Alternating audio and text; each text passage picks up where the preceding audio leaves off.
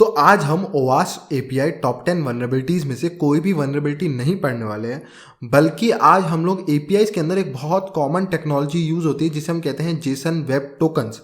आज हम उसके बारे में पढ़ने वाले हैं, ठीक है। उसके अटैक्स और जेसन वेब टोकन को समझेंगे, ठीक है। अब जेसन वेब टोकन होता क्या है, सबसे पहले ये समझ लेते हैं, फिर इसके अटैक्स समझेंगे। तो जेसन वेब टोकन हम कह सकते हैं, देखो जेसन सबसे पहले आपको समझ आना चाहिए उसके लिए कि जेसन क्या होता है। जेसन एक डेटा फॉर्मेट है, यानी कि आप डेटा को इस फॉर्मेट में रख सकते हो, स्टोर कर सकते हो, या फिर जो डेटा आपने जेसन फॉर्मेट में कन्वर्ट करा है उसको आप सेंड कर सकते हो कहीं पे दूसरी जगह पे, ठीक है। तो हम इसका नॉर्मली इसीलिए यूज लेते हैं कि जब हमारे को क्लाइंट टू सर्वर या सर्वर टू क्लाइंट कोई डेटा सेंड करना होता है तो हम उसको जेसन फॉर्मेट में भेजते हैं। ऐसे और भी फॉर्मेट आते हैं लाइक XML, YAML, उनमें से जेसन एक डेटा फॉर्मेट है जो बहुत फेमस है। अब जेसन जिन लोगों को बिल्कुल आइडिया नहीं है तो जेसन जरूर जाके एक बार देख लो। ये कुछ इस टाइप का डेटा होता है, जिन लोगों को पाइथन पता है तो पाइथन में जैसे डिक्शनरी डेटा फॉर्मेट होता है, कुछ उस स्टाइल में दिखता है आप लोगों को, ठीक है। उस स्टाइल में हम डेटा को स्टोर करते हैं की वैल्यू पेयर्स में, ठीक है। अब यहाँ पे जेसन वेब टोकन क्या है, अब ये समझते हैं। जब जेसन समझ आ जाएगा तो जेसन वेब टोकन समझते हैं। तो जेसन वेब टोकन भी बिल्कुल सिंपल है, वही जेसन की तरह एक जगह से दूसरी जगह डेटा को पहुंचाने के लिए यूज होता है।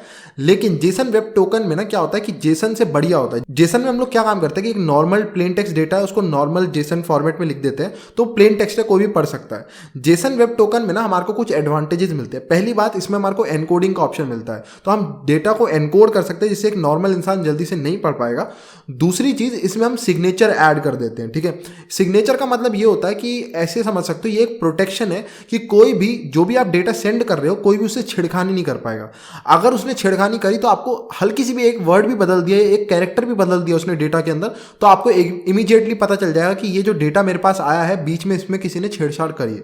तो ये प्रोटेक्शन ऐड करता है। तो जेसन वेब टोकन्स भी हमारे को हेल्प करते हैं जेसन डेटा को एक जगह से दूसरी जगह पहुंचाने में, लेकिन विद प्रोटेक्शन। इसके अंदर एनकोडिंग हो जाती है, सिग्नेचर ऐड हो जाते हैं, तो काफी हमारे को हेल्प हो जाती है। तो आजकल इसका बहुत यूज लिया जाता है। अब इसका यूज कहां लिया जाता है ये समझते हैं हम सबसे पहले, ठीक है। अब इसका यूज लिया जाता है कुकीज की जगह पे। एपीआईज में ऑथेंटिकेशन होता है ना, जैसे एक नॉर्मल वेबसाइट में ऑथेंटिकेशन कैसे होता है, लॉगिन यूजर नेम डाल दिया, उसके बाद आपको सर्वर एक कुकी देता है जिस कुकी की मदद से आप आगे के एक्शंस परफॉर्म कर सकते हो। सिमिलरली एपीआईज में भी क्या होता है कि एपीआईज में भी अब उसको ऑथेंटिकेट करना पड़ेगा। आपने एक बार यूजर नेम पासवर्ड डाल दिया, आप ऑथेंटिकेट हो गए। अब वो बदले में आपको क्या काम करता है, एक JWT टोकन देता है। वो टोकन आपके लिए एक आइडेंटिफायर की तरह काम कर रहा है कि आपका ये यूजर जो है ये इस वेबसाइट पे ऑथेंटिकेटेड है, इसको ये चीजों का एक्सेस है, वो सब आपको बताता है, ठीक है। तो जेसन वेब टोकन एक तरह से कुकी कह सकते हो, एपीआईज में कुकी की तरह काम करता है, ठीक है। अब जरूरी नहीं है सिर्फ ये कुकीज की तरीके से ही यूज हो, लेकिन ये मेजरली उसी के लिए यूज होता है। लेकिन इसको हम डेटा ट्रांसफर के लिए भी यूज कर सकते हैं। कोई भी डेटा एक जगह से दूसरी जगह पहुंचाना हो वहां पे भी हम JWT का यूज ले सकते हैं। अब पहले मैं इसकी टेक्निकल डेफिनेशन पढ़ता हूं, फिर मैं आपको दिखाऊंगा कि जेसन वेब टोकन्स दिखते कैसे हैं, कैसे उनको समझना है, कैसे पढ़ना है, वो सब मैं समझाऊंगा। तो यहाँ पे टेक्निकल डेफिनेशन क्या कहती है, JWT vulnerabilities typically arise due to flawed JWT handling within the application itself. JWT attacks involve a user sending modified JWTs to the server in order to achieve a malicious goal. Typically, this goal is to bypass authentication and access controls by impersonating another user who has already been authenticated. बिल्कुल वही कहने की कोशिश कर रहा है कि यहाँ पे JWT पे हम अटैक करते हैं। अब ये इसलिए होता है क्योंकि ढंग से डेवलपर्स ने JWT की जो इम्प्लीमेंटेशन है वो सही से नहीं करी है, तो इससे अटैकर इसका फायदा उठा के ऑथेंटिकेशन बाईपास कर सकते हैं या वो चीज़ों का एक्सेस कर सकते हैं जो उनको परमिशन नहीं होनी चाहिए, ठीक है। तो ये सब काम कर सकते हैं। अब सबसे पहले हम समझते हैं कि जेसन वेब टोकन दिखते कैसे।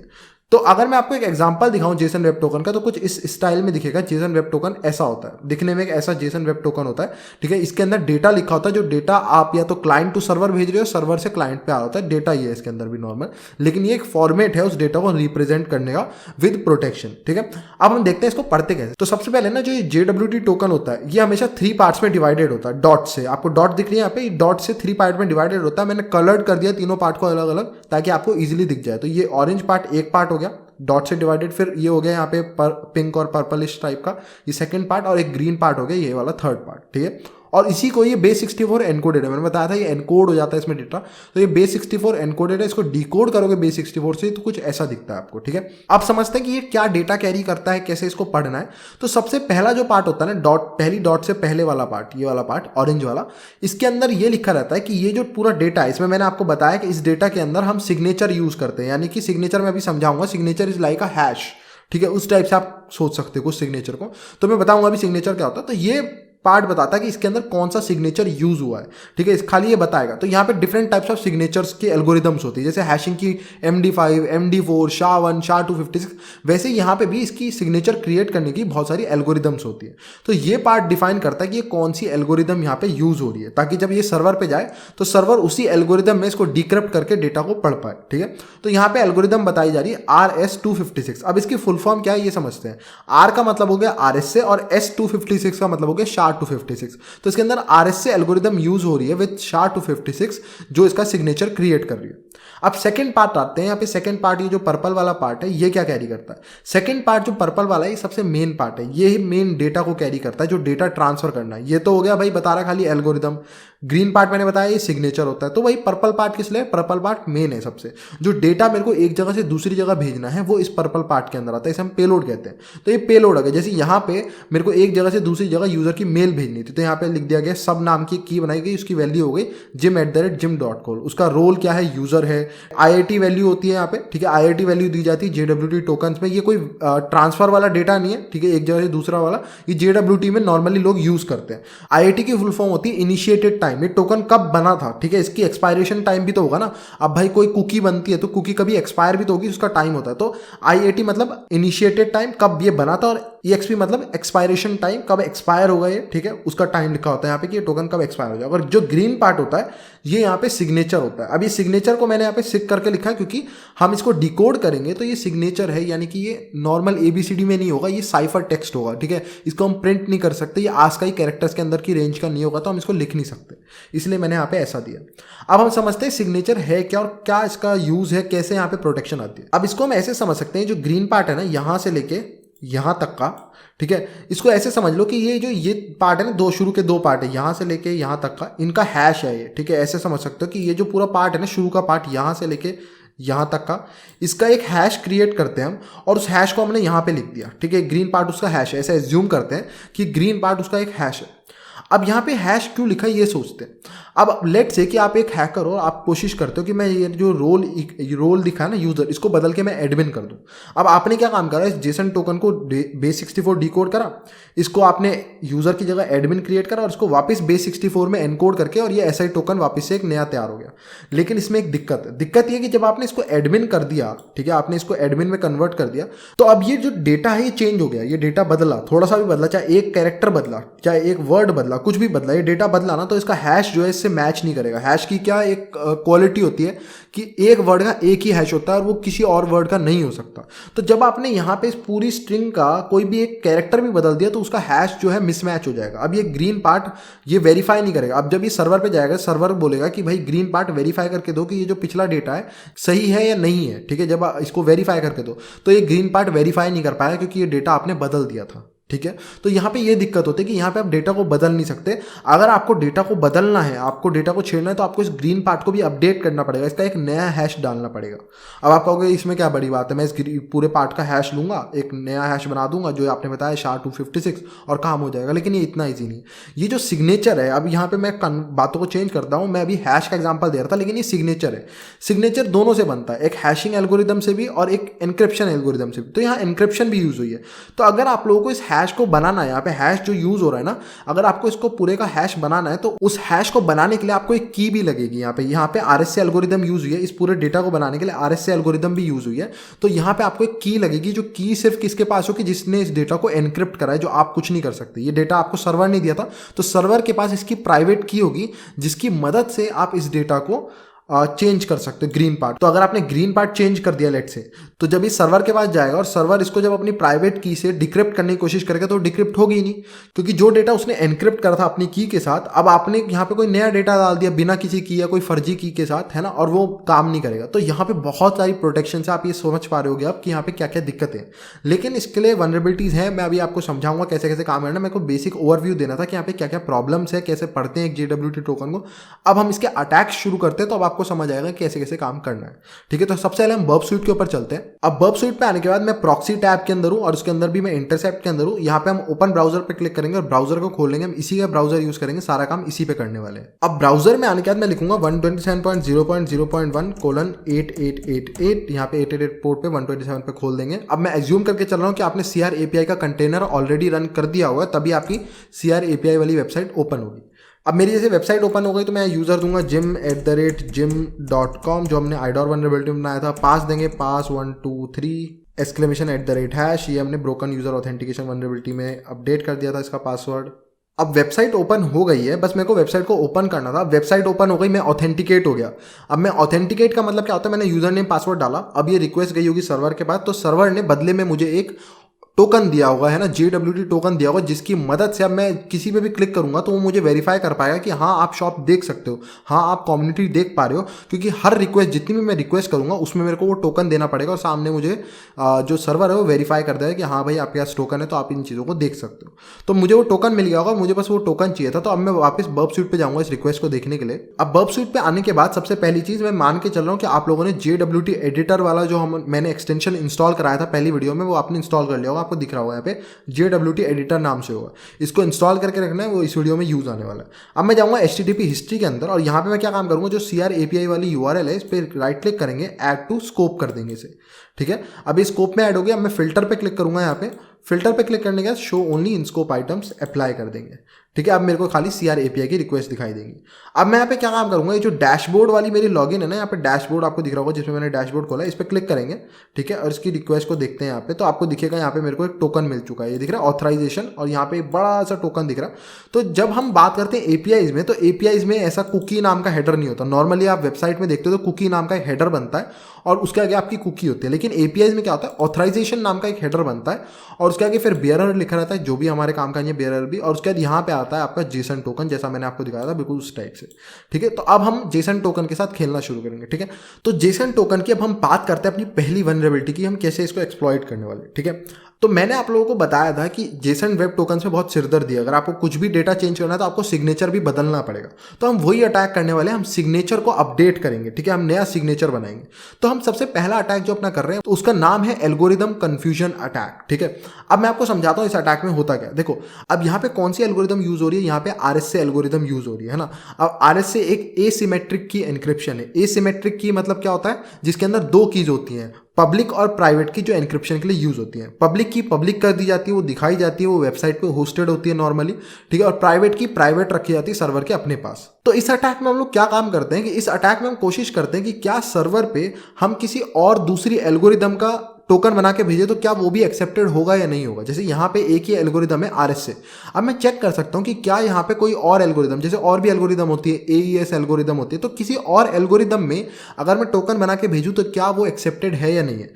अब मैं यहाँ पे क्या कहने की कोशिश कर रहा हूँ कि JWT के अंदर एक और एल्गोरिदम होती है जिसे हम कहते हैं HS256। HS256 का मतलब क्या है, HMAC SHA-256। अब ये जो है ना, ये एक सिमेट्रिक की एल्गोरिदम है। सिमेट्रिक की का मतलब यहाँ पे सिर्फ एक ही की होती है। ठीक है, अब वो एक की कौन सी होगी, हमारे को एक की तो चाहिए ना जिससे हम डेटा को एनक्रिप्ट कर पाए, है ना, जिससे सिग्नेचर को क्रिएट कर पाए।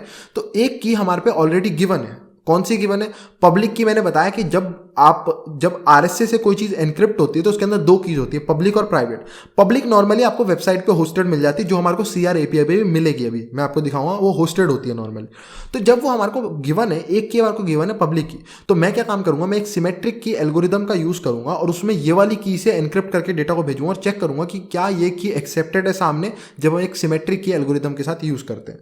तो मैं आपको करके दिखाता हूँ, शायद आपको ज्यादा अच्छे से क्लियर होगा, मुझे पता है अभी कंफ्यूजन होगा। तो हम ब्राउजर पे चलते हैं सबसे पहले, और ब्राउजर पे आने के बाद ना मैं इस पाथ को ओपन करूंगा। अब ये आपका हो गया, पाथ कैसे मिला, ये आप लोगों को कितने अच्छे से कंटेंट डिस्कवरी आती है वो आप पे डिपेंड करता है। यहाँ पे आपको डायरेक्टरी ब्रूट फोर्सिंग करनी पड़ेगी, फजिंग करनी पड़ेगी, तब आपको मिल जाएगी।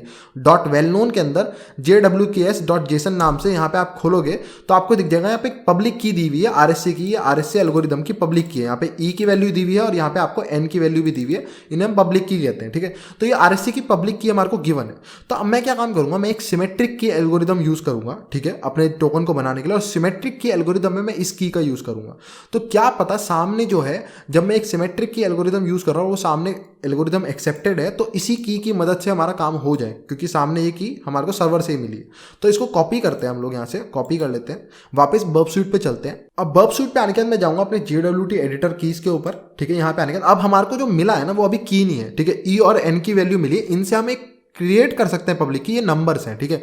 इनकी मदद से हम बना सकते हैं खुद से, ये कोई बड़ा टास्क नहीं है। तो आपको यहाँ पे क्लिक करना है न्यू RSA की, ठीक है। तो हम एक न्यू RSA की बनाना चाहते हैं, और जो आपको मिली है ना वैल्यूज, उसको यहाँ पे सीधा सीधा पेस्ट कर दो। अब इसका फॉर्मेट थोड़ा सही करना पड़ेगा। तो इसका फॉर्मेट कैसे करना है, लास्ट के 2 वो हटा दो, एक कर्ली ब्रैकेट और एक स्क्वायर ब्रैकेट, और स्टार्टिंग में भी आपको सिर्फ यहाँ तक रखना है, ये जो आपको दिख रहा है यहाँ तक, सिर्फ यहाँ तक आपको लेना है, और बाकी सब पीछे का हटा देंगे। तो हम स्टार्टिंग में जाएंगे और ये जो लिखा है ना कीज वगैरह, यहाँ पे मैं दिखाता हूँ, ये उड़ा देंगे, इतना पार्ट उठाते ही सही हो जाएगा, ठीक है। यहाँ से लेना है, ये KTY से स्टार्ट होती है एक की, और एंड भी यहीं पे होती है लास्ट में ये वाले से, ठीक है। तो यहाँ से यहाँ तक की एक की बन गई। अब ये हमारी यहाँ पे की आ गई, ठीक है। अब हमारे को सिर्फ ये गिवन है वैल्यूज, इनसे हम पब्लिक की क्रिएट कर सकते हैं। कैसे कर सकते हैं, आप पेम पे क्लिक करोगे यहाँ पे तो आपको मिल जाएगी आपकी पब्लिक की, इस नंबर्स के बेस पे आपको पब्लिक की क्रिएट करके दे देगा। तो कंट्रोल A करेंगे, इसको कॉपी कर लेंगे, ये हमारे को हमारी पब्लिक की मिल गई। इसका काम यहाँ पे बस कॉपी करना था, कैंसिल कर देंगे, हमारे को इसका कोई खास काम नहीं है। अब मैं जाऊँगा डिकोडर टैब पे, ठीक है। और यहाँ पे आने के बाद मैं क्या काम करूँगा, अपनी की को यहाँ पे पेस्ट करेंगे। पेस्ट करने के बाद यहाँ पे करूँगा एनकोड एज base64। हमारे को ये जो की है इसको base64 में चाहिए, इसको कॉपी कर लेंगे कंट्रोल C करके, और उसके बाद दोबारा मैं जाऊँगा JWT एडिटर कीज में, यहाँ क्लिक करेंगे और यहाँ पे क्लिक करेंगे न्यू सिमेट्रिक की। अब हमारे को सिमेट्रिक की बनानी है, मैंने बताया था ना सिमेट्रिक की चाहिए।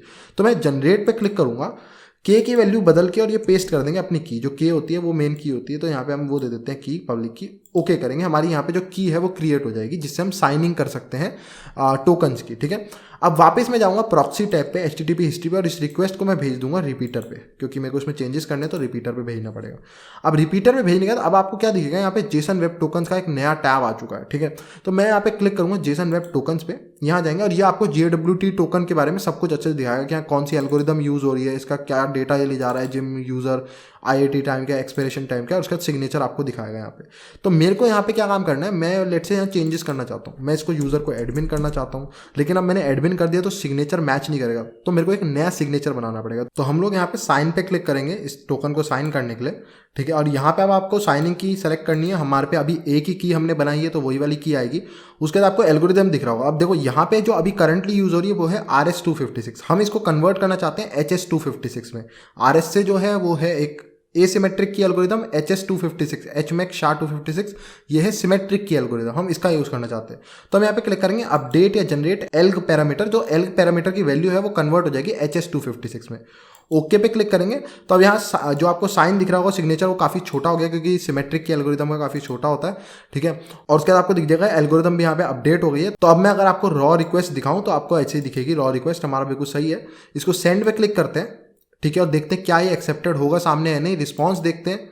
और अगर हमारे को सारी चीज़ें सही दिखेंगी, देखो सारी चीज़ें सही दिख रही है बिल्कुल, वरना यहाँ पे लिखा आया था JWT नॉट एक्सेप्टेड या अनऑथराइज या कुछ और एरर आ सकता था, लेकिन ये एक्सेप्टेड हो गया। तो हमारा यहाँ पे पहला अटैक जो है वो काम कर गया, एल्गोरिदम कंफ्यूजन अटैक। हमने दूसरी कोई एल्गोरिदम यूज कर ली जो हमें लगा कि सामने एक्सेप्टेड हो सकती है, उसमें हमने की कौन सी यूज करी, जो हमारे को पब्लिक की गिवन थी, है ना, वो हमने यूज कर लिया। तो इसको हम कहते हैं एल्गोरिदम कंफ्यूजन अटैक। अब सेकंड अटैक हम यूज करेंगे अपना non algorithm attack. Non algorithm attack में क्या होता है कि जो सामने कोई भी यूज हो रहा है फ्रेमवर्क, अब देखो डेवलपर स्क्रैच से तो सब चीजें लिखते नहीं, वो कोई ना कोई फ्रेमवर्क यूज करते हैं। लाइक फ्रेमवर्क जैसे वेबसाइट को बनाने के लिए फ्रेमवर्क्स नहीं होते, फ्लास्क हो गया, जेंगो हो गया, नोड.js हो गया, तो उस टाइप से सामने कोई फ्रेमवर्क यूज हो रहा था APIs के लिए भी, है ना, JWT के लिए भी। तो कई बार क्या होता है कि कुछ JWT में एक नन एल्गोरिदम होती है, वो एक्सेप्टेड होती है, कि उसमें एक्सेप्टेड होता है कि आप नन एल्गोरिदम डाल सकते हो। यहाँ पे लिख देंगे नन।